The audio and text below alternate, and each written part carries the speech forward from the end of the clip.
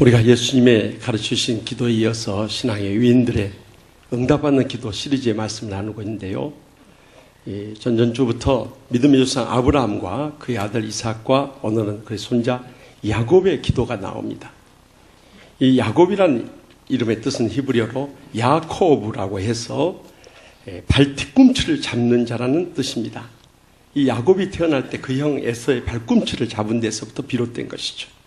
그는 그 이름의 뜻대로 자기의 목표한 바를 세워서 그것을 이루기 위해서 수단과 방법을 가리지 않고 살았던 아주 비열한 존재였습니다. 그래서 그가 형과 아버지를 속여서 장자의 축복을 뺏어내고 결국에는 그들의 분노를 못 이겨서 멀리 하란의 애삼촌 댁으로 피신하지 않을 수 없었던 것입니다. 그런데 그 애삼촌 라반에게 그도 똑같이 속임을 당합니다. 그래서 두 딸을 얻기 위해서 14년, 또 그 품삯을 계속 10번이나 속여서 바꿈으로 인해서 6년, 결국에는 20년의 타향살이의 서러움을 겪어야 했습니다. 결국에는 꿈에도 그리던 고향 산천 부모 형제가 그리워서 귀향길에 이르게 된 것이죠. 그런데 야복나루 이르게 돼서 그가 새로운 영적인 깊은 체험을 하는 그런 뜨거운 기도를 드리게 됩니다. 사실 이 사건은 야곱의 생애를 완전히 바꿔놓은 결정적인 사건의 기도였던 것입니다. 그러면 그가 참 아버지와 형을 만나는 것을 앞두고 어떻게 그의 생애 완전히 뒤집어지는 놀라운 역사의 경험을 할 수 있었을까요?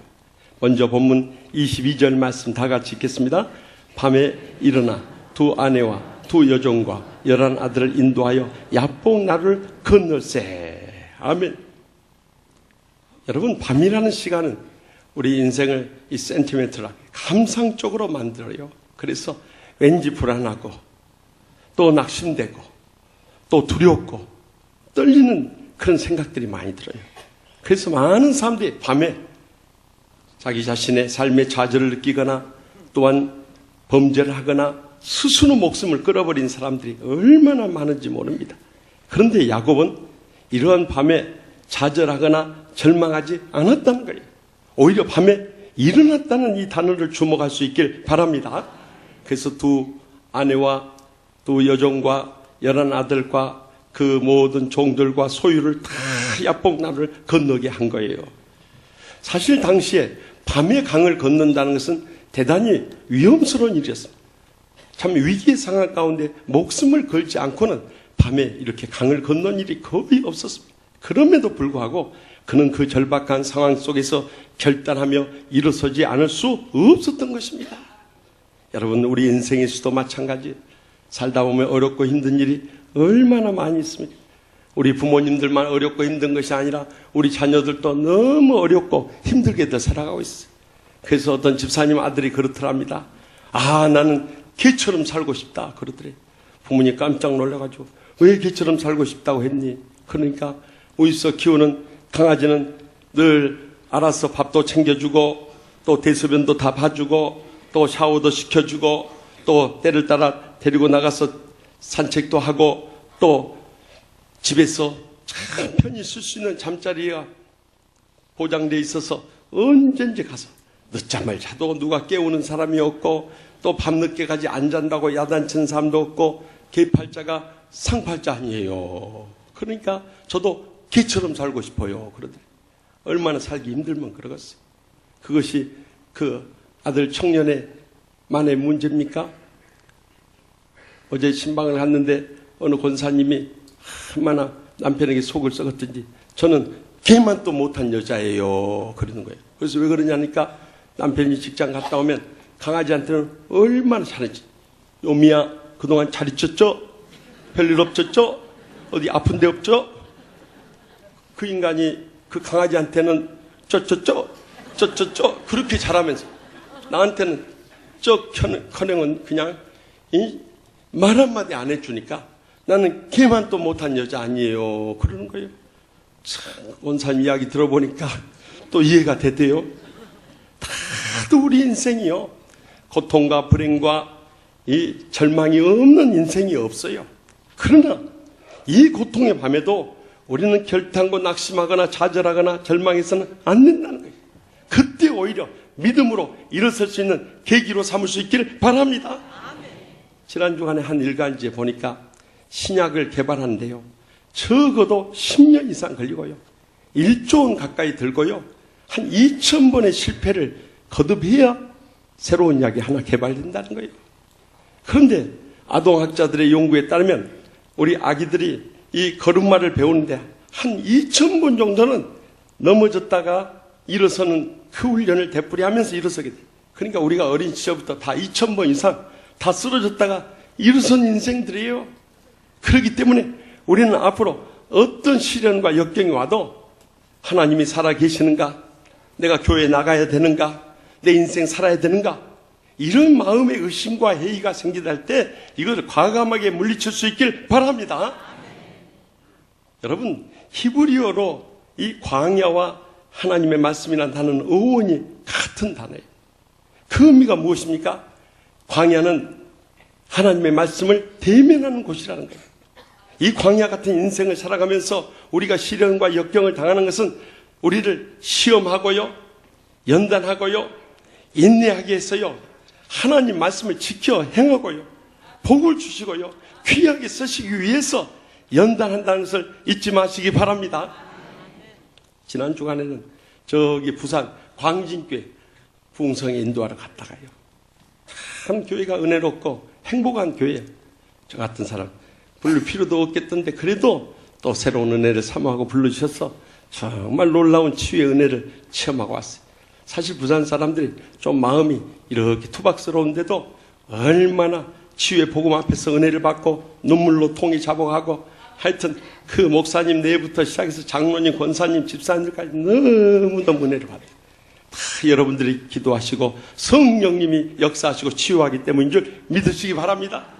그래서 이번에 갔다가 부산 대지교회에서 목회하다가 지금은 저기 합천군 이 삼가 면에서 이 전원 목회를 하시는 최재호 목사님, 그것을 찾아갔어요. 근데 최재호 목사님 그 목회하시는 교회 바로 옆에 이 조선시대 남명 조식 선생님의 생가가 있었어요. 사실 여러분들 가운데 조식 선생님을 아시는 분들 거의 없을 겁니다. 근데 저는 이번에 가서 너무 큰 은혜를 체험하고 왔습니다. 그는 우리 1,000원짜리 지폐에 나와 있는 대개 이왕 선생님과 동시대를 살았던 사람. 그래서 이 영남의 이 사대부 가문을 두 사람이 이끌어갔던 큰 성리학의 학자들이에요. 그런데 이 대개 이왕 선생님은 2조 판서까지 오른 반면에 그는 그 버금가는 실력을 가지고 있음에도 불구하고 벼슬에 오르지 않고 낙향해서 고향에서 제자들을 기르는데 일생을 희생하신 분이에요. 그래서 그 제자들 가운데 임진왜란이 일어났을 때 앞장서 싸웠던 홍희 장군, 각재우 장군을 비롯해서 정인홍, 김우웅, 정구 등 수백 명의 의병 대장들을 길러냈던 우리 민족적인 지도자가 바로 그곳에서 사셨던 거예요. 그래서 결국 그는 평생토록 이름도 없이 빛도 없이 이 나라 민족의 장래를 준비하면서 살았는데 세월이 흐른 다음에 그의 공로를 크게 인정해서 광해군 때 영의종으로 추대를 받았다는 소식을 들을 수가 있었습니다. 여러분, 우리 인생 살아갈 때 주위에서 우리 알아준 사람도 없어요. 되는 일도 없어요. 앞길도 캄캄해. 그렇다고 낙심하지 말아야 할 이유가 바로 여기 있는 거예요. 하나님께서 연단하신 다음에 우리를 귀하게 쓰시려고 예비하고 계신다는 거예요. 그래서 여러분들, 자살이라는 단어를 거꾸로 하면 뭐가 된다고요? 하여튼 알기는 잘 알아요. 또 내 힘들다는 말을 거꾸로 하면 뭐가 돼요? 그렇죠. 다들 힘내. 또 하나님이 가장 싫어하는 김치가 뭐라고 그랬어요? 포기김치. 포기김치. 우리 인생 포기해서는 안 된다는 거예요. 하나님의 때가 우리를 위해서 준비되고 있기 때문인 것입니다. 지난 주간에 일본의 크리스찬 시인인 시바타 도요에 대해서 알게 되었어요. 이분은 너무 가난한 가정에 자라났어요. 배우지도 못했어요. 첫 번째 결혼을 했는데 그 남편분에게서 버림받고 일생도록 불행의 눈물을 흘리며 사는 여인이었어요. 두 번째 남자가 찾아왔는데 아들 하나를 얻고 이제 행복해지는가 했더니 그 남편마저도 먼저 하늘나라로 떠나가 그랬어. 그래서 홀로 외롭게 평생을 사신 분이. 그런데 노년에 주님을 만나게 되는, 주님의 사랑을 느끼니까 일생 외롭고 힘들었던 것이 눈녹듯이 다 녹아져. 그래서 믿음으로 일어섰어. 날마다 천국의 소망 가운데 살게 된 거예요. 그리고 이제 남은 생에 얼마 남지 않았지만 우리 주위에 나보다 더 고통당한 이웃들을 위해서 내가 어떻게 하면 사랑으로 섬기며 주님의 제자로 살 수 있을 것인가 하는 일을 찾게 됐어요. 그래서 92세 때 시를 배웠어요. 그리고 98세 때 첫 번째 시집을 펴냈는데 그것이 약해지지 마라는 제목의 시집이었어요. 이 시를 통해서 일본에서 150만 부가 팔리는 베스트셀러가 됩니다. 별로 놀라는 표정들도 아니세요. 네. 여러분들 책 펴서 한번 팔아보셨습니까? 저는 10여 권 책 팔아봤지만 전부 합해서 아마 20만 부도 안 될 거예요.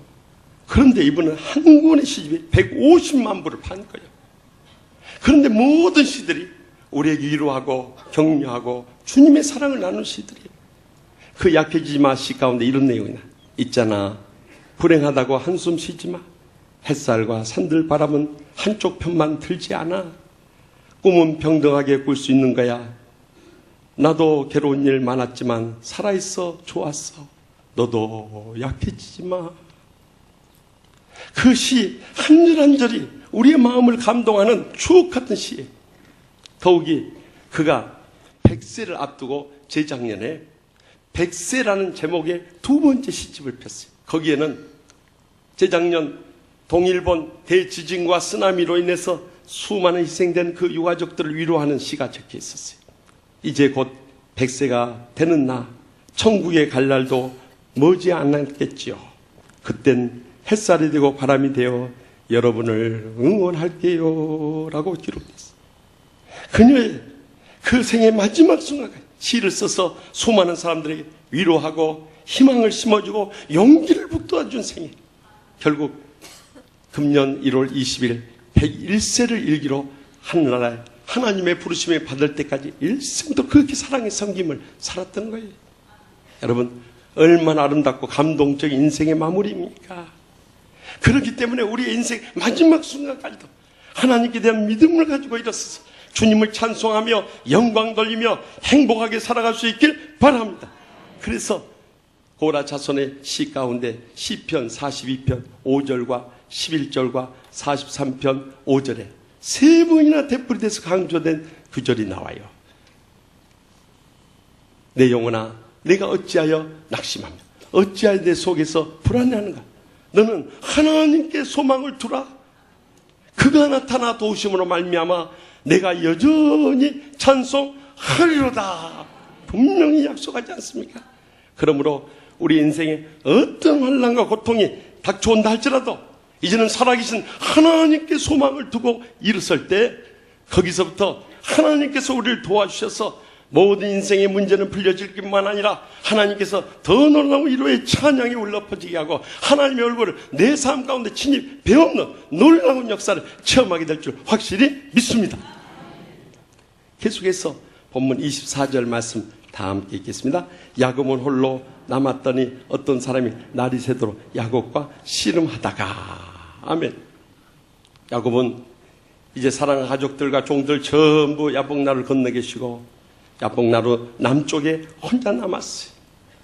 이 야복이라는 단어가 히브리어로 야보크라고 하는데 그것은 비운다는 뜻이 있어요.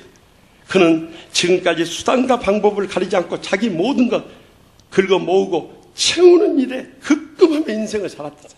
자기 물질, 자기 명예, 자기 자존심, 자기 이익되는 것은 다 끌어챙겼던 그런 인간이었어요.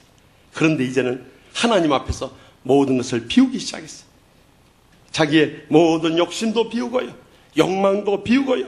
자존심도 비우고요. 미움도 비우고요. 어떤 감정도 다 내려놓기 시작한 거예요.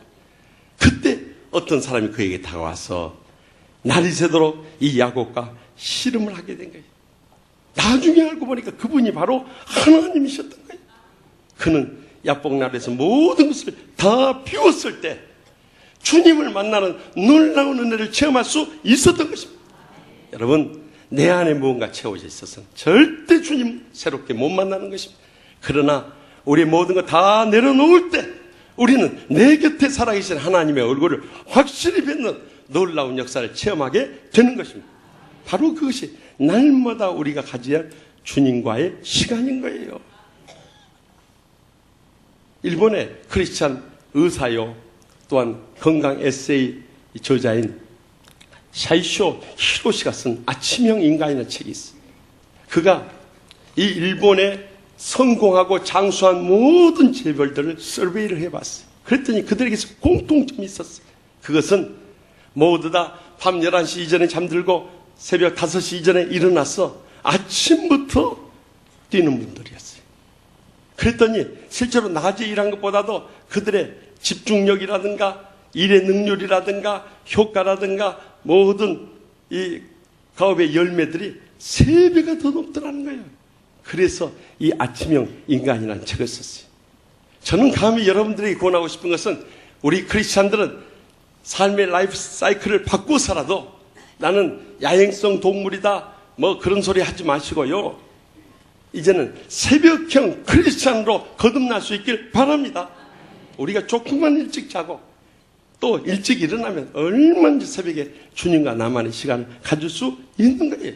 그때 내 마음에 쌓였던 모든 감정들 다 내려놓고 인생의 무거운 짐도 내려놓고 내 삶의 앞으로 당면한 모든 문제도 내려놓고 주님으로부터 도움받으니 얼마나 마음 평안하고 복된 삶으로 일어설 수 있겠냐는 거예요. 저기 중동 지역에 가면 이 낙타들이 교통수단인데요. 이 낙타들이 받는 하루의 손님들 가운데 별의별 손님들이 다 있답니다. 그래가지고 어떤 손님은 마음에 안 달면 낙타에게 욕설도 하고 침도 뱉고 또 주먹으로 내리치기도 하고 발질질도 하고 별의별 주인들이 손님들이 많이 있대요. 그래서 이 낙타들도 너무 스트레스를 많이 받는 거예요. 그래도 나중에는 막 감정이 터지면 막 이 손님한테 달려들고 그러는 거예요. 그래서 이 주인들이 연구한 끝에 어떻게 하면 이 낙타들의 스트레스를 풀 수 있을까? 결국에는 방법을 하나 찾게 됐어요. 그것은 그 해코지했던 손님이 썼던 이 두건을 밤에 일 다 끝난 다음에 낙타에게 이렇게 물려주면요. 그 낙타가 그날 받은 스트레스를 그 손님이 썼던 두건을 아주 차근차근 씹으면서 그 스트레스를 해소하더라는 거예요.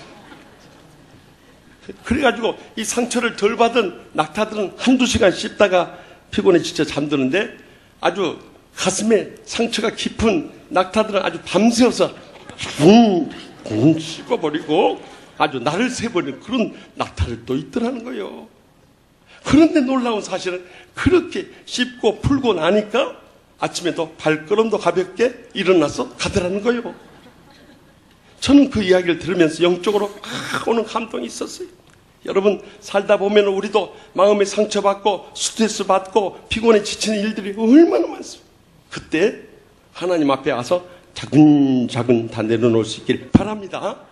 그래서 내 빈 마음 다 쏟아놓고요. 그리고 빈 마음에 하나님의 말씀으로 신령하게 채워지고 나면은 우리는 어떤 온수도 사랑하게 되고 어떤 환경도 감사하게 되고 어떤 삶도 날마다 천국의 삶을 누리게 되는 것입니다. 그래서 이 주님과 나만의 경건의 시간이 중요한 거예요. 우리가 작년에 새성전에 입당한 후로 이제 3가지 영적 사역을 세우면서 그 첫 번째가 기독교 문화의 정착이었지 않습니까? 그러면서 우리가 강조하는 것이 날마다 경건의 시간을 갖자고 했어요. 그래서 여러분들 이 주보에 경건일기란이 있는 이유도 바로 거기 있는 거예요. 그냥 이 페이지가 남아서 여기다가 이 빈칸을 놔둔 게 아니에요. 여러분들이 이 전에 가르쳐줬던 렉시오 디비나라고 하는 이 중세 아주 유명한 성경 묵상법입니다. 이것은 초대교회부터 쭉 내려오던 것을 이 프랑스의 카르투시오 이 수도원의 원장이었던 귀고 2세가 이것을 정리해가지고 만들어낸 건데요. 가장 먼저는 성경을 정독하면서 하나님의 음성이 들릴 때까지 읽으라는 것입니다. 두 번째는 그 읽은 말씀을 왜 내게 하필이면 오늘 주셨는가, 그 영적인 의미와 교훈을 찾아내기 위해서 묵상하라는 것입니다. 세 번째는 그 말씀을 내가 은혜 받은 걸로 그치지 않고 내 삶 가운데 적용하고 열매 맺을 수 있도록 그 말씀을 도와달라고 기도하라는 것입니다. 여기까지가 대부분의 우리 교인들이 하는 이 말씀의 묵상입니다. 기도한 것으로 그쳐서는 안 된다는 거예요. 네 번째 단계는 관상의 단계에 이르러서 이제는 내 삶 가운데서 주님을 바라보면서 그 은혜 가운데 머물면서 그 받은 은혜를 삶 가운데 실천하며 응답하며 열매 맺으며 살아가라는 것입니다. 오늘날 많은 크리스찬들이 이 네 번째 단계에서 무너져 버리기 때문에 삶의 진정한 변화가 아니라 예수님을 닮는 모습이 드러나질 않아요. 예수의 향기가 풀리질 않아요. 그러니 무슨 크리스찬이라 하시죠? 아무리 평생 목회하고 장로, 권사, 집사 해보세요. 아무런 소용없는 거예요. 적어도 모든 사람들 모습 가운데 예수 그리스도의 사랑에 감동을 줄 수 있는 생애를 살아갈 수 있기를 바랍니다. 바로 그러한 주님과의 남아의 시간이 진정한 경건의 시간인 것입니다. 그래서 디모데전서 4장 7절에서 8절에 망령되고 허탄한 신앙을 버리고 경건에 이르러 내 자신을 연단하라. 육체의 연단은 약간의 유익이 있으나 경건은 범사의 유익 아니 금생과 내생의 약속이 있느니라. 분명히 증거하지 않습니까? 여러분들, 우리가 이 경건의 시간을 갖고 경건의 삶을 찾아가면은요, 우리 생애가 얼마나 행복하고 축복된지 몰라요. 그뿐만 아니라 우리 자손들까지 다 잘되고 하나님의 나라를 위해서 크게 쓰임받으며 영광 돌리게 되는 것입니다. 저는 오늘의 제가 된 것입니다. 첫째는 하나님의 은혜고요, 둘째는 저희 부모님 평생토록 이 새벽제단 싸우면서 말씀과 기도의 삶을 살면서 저에게 예수 믿는다는 것은 이렇게 사는 것이라는 것을 몸소 보여주셨던 그분들의 감동이 있었기 때문이에요. 저도 그 신앙 본받아서 지난 36년 전 주의 종으로 소명받고 저도 평생토록 이 새벽제단 싸우면서 살아옴으로 인해서 오늘의 이 행복하고 축복된 목사가 될 수 있었던 것입니다. 그러므로 우리도 주님과 나만의 이 경건의 시간을 새롭게 시작함으로 인해서 우리의 여생도 은혜롭고 축복될 뿐만 아니라 우리 자손들까지도 축복되고 행복하게 쓰임받는 날마다 하나님의 얼굴을 배우는 그런 역사를 모두 다 체험하게 될 줄 믿으시기 바랍니다. 마지막으로 본문 25절 말씀 다 같이 읽겠습니다. 자기가 야곱을 이기지 못함을 보고 그가 야곱의 허벅지 관절을 치매 야곱의 허벅지 관절이 그 사람과 씨름할 때 어긋났더라 하면, 야곱은 자기가 씨름하는 사람이 하나님인 줄 몰랐어요. 그래서 평소에 하던 대로 그 목표한 바를 수단과 방법을 가리지 않고 이겼던 것처럼 그가 똑같은 기질로 이 씨름하는 상대를 이기려고 아주 밤새워서 몸부림을 친 겁니다. 하나님께서 야곱을 이대로 둬서는 안 되겠다 생각돼서 결국에는 그의 가장 힘쓰는 이 환도뼈, 다시 말하면 허벅지 관절을 탁 내리치시네. 그 순간 야곱이 힘쓰던 그 부분이 그냥 완전히 무너져버려요. 그때 야곱은 이분이 하나님이라는 것을 깨닫게 된 거예요. 그러자 주님을 붙잡고 당신이 나에게 축복해 주자면 나는 당신을 떠나보낼 수 없습니다 하고 처절하게 매어달려서 울부짖게 된 거예요. 그때 하나님께서 야곱에게 묻습니다. 내 이름이 무엇이냐? 저는 제 이름이 야코브. 남의 뒷덜미를 잡고라도 수단과 방법을 가리지 않고 살았던 아주 야비하고 비열한 인간이었습니다 하고 고백한 거예요. 그러자 이제는 야곱이라 하지 마. 내 이름을 이스라엘. 이스라엘은 하나님과 교른자예요.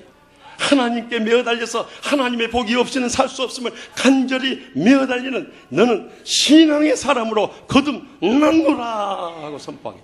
그때 이 야곱이 주님을 낳아준 것이에요. 그리고 주님 떠나간 다음에 그의 이 허벅지 관절은 이미 무너져서 그는 고통 가운데 쩔뚝거렸지만 내가 감히 하나님의 영광스러운 얼굴을 배웠고 이렇게 살아있다는 것이 너무나도 감사하고 감격했어요. 그거 이름을 더 이상 약복이라 하지 않고 분이엘, 하나님의 얼굴이라고 이름 짓고 그는 신앙의 새 아침을 맞으면서 감격의 눈물을 흘렸어요. 그 야복나루를 떠나가게 됩니다. 여러분, 우리의 신앙생활에서 이런 결정적인 내 자신의 삶이 완전히 뒤집어지는, 깨어지고 부서지는 이런 은혜의 체험이 있어야 하는 것입니다.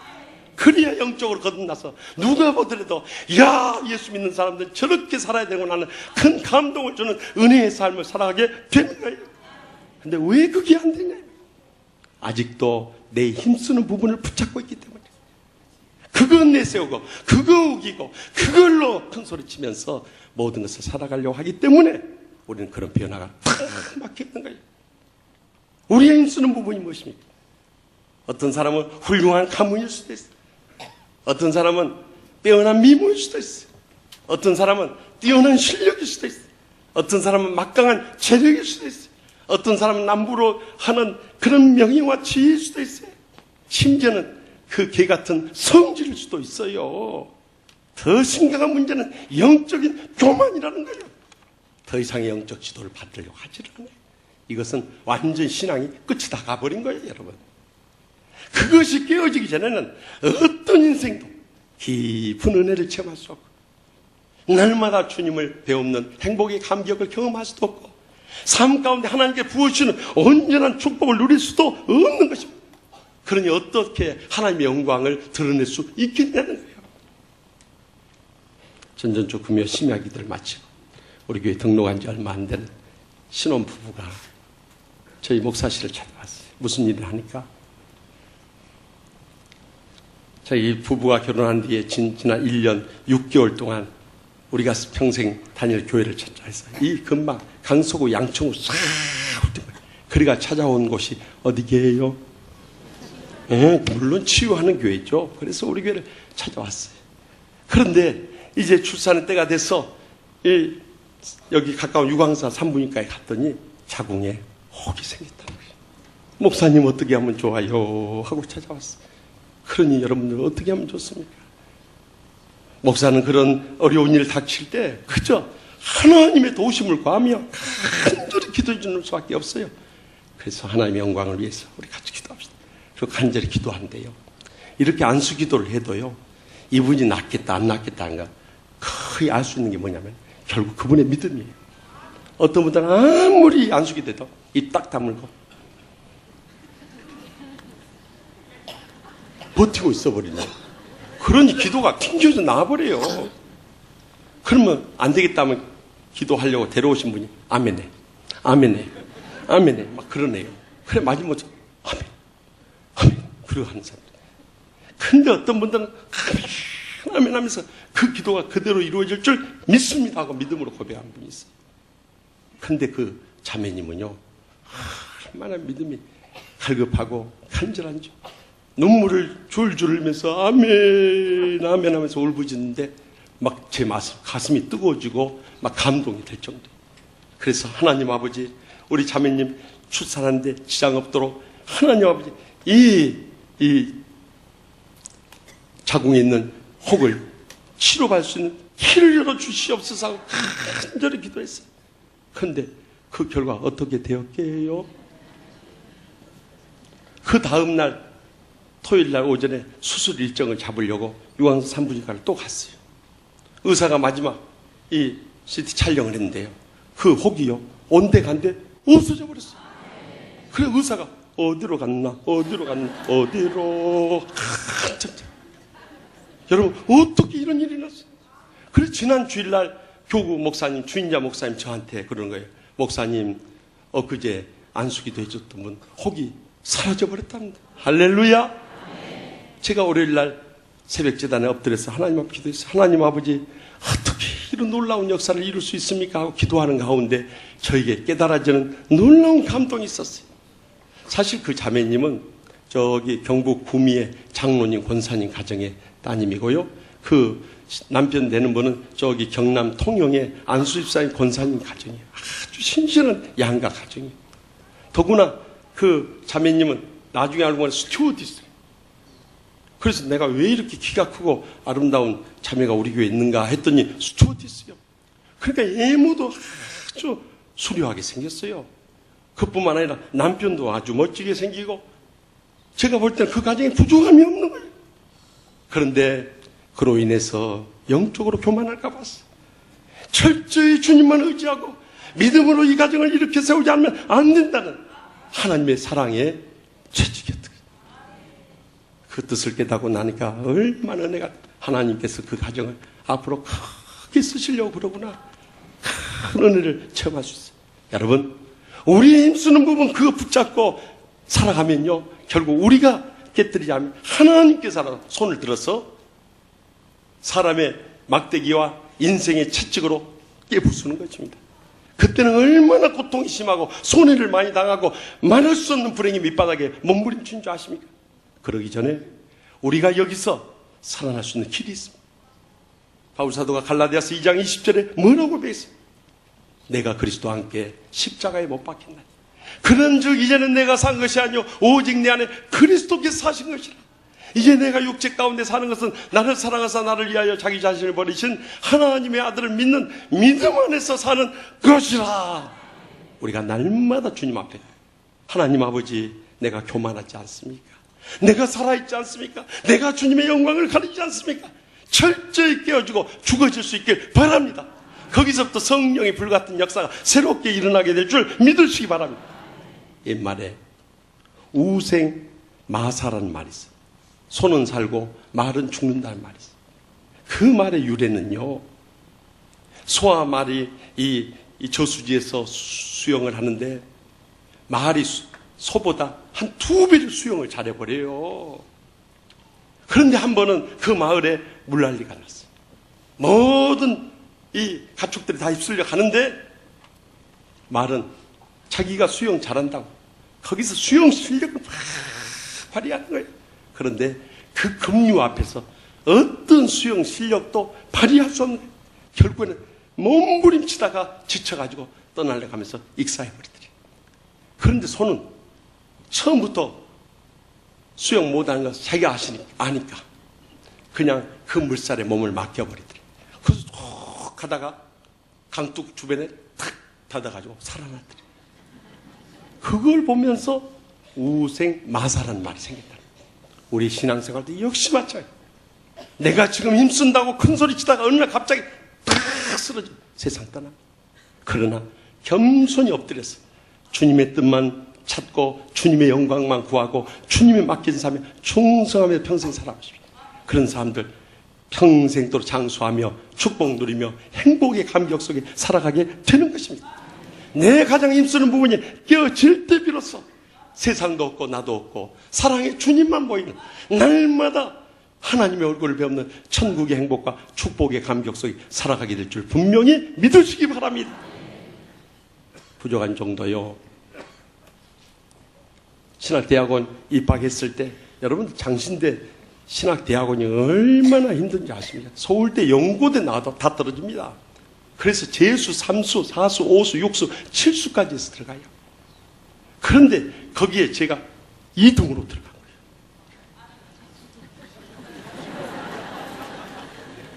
내가 지금까지 말 안 하고 있었어요. 그리고 성적 장학생으로 3년 동안 그뿐만 아니라 노량진 교회를 맡아가지고 리민식 목사님 모시고 목회하면서 소년부 200여 명 모인 데를 500~600명 모일 정도로 풍부시켜버렸어요. 우리 친구들이 저보고 그랬어요. 김 목사 대단하다고.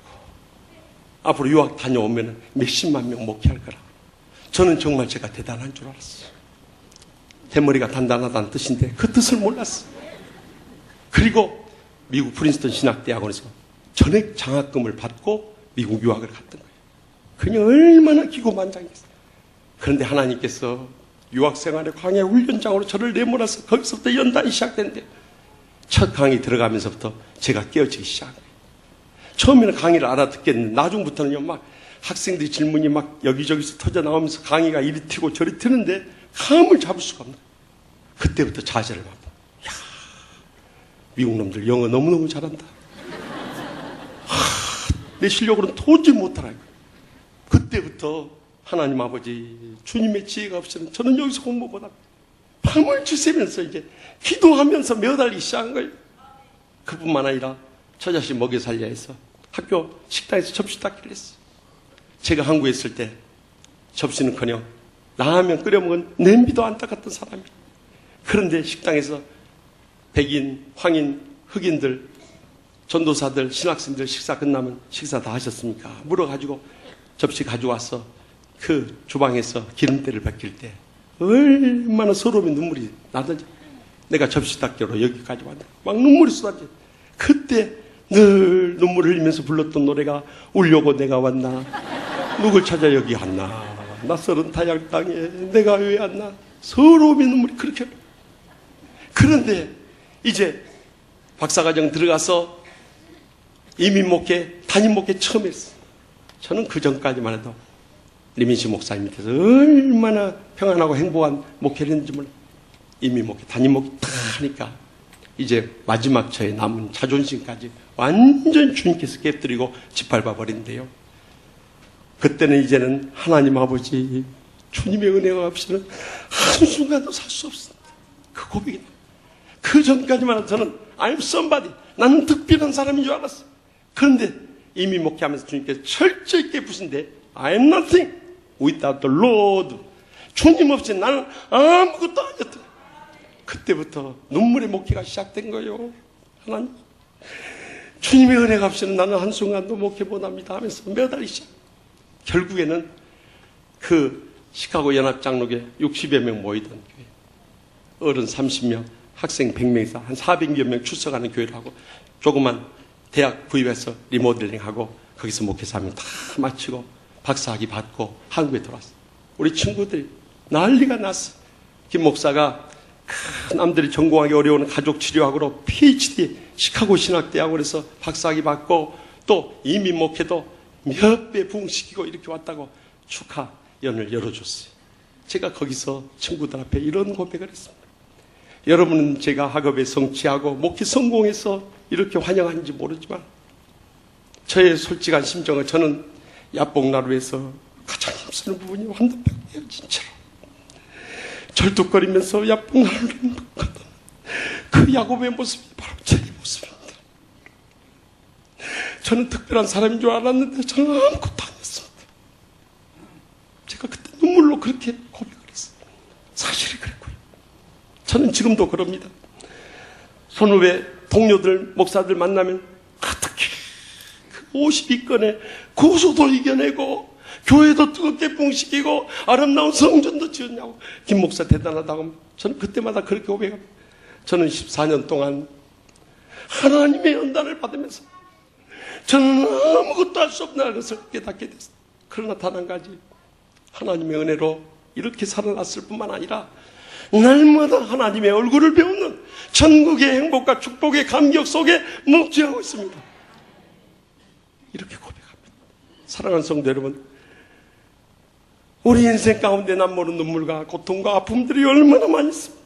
그럼에도 불구하고 우리는 그 고통의 밤에 일어나야 됩니다. 그리고 주님과 나만의 시간을 갖고 매달려야 됩니다. 그리고 내 가장 힘쓰는 부분이 띄어지는 아픔 속에서라도 거듭나게 될 때 우리는 내 삶 가운데 사랑으로 나를 지켜보시는 하나님의 얼굴을 뵙게 되고 그때부터 날마다 천국의 행복과 축복의 감격 속에 살아가게 될 줄 믿습니다.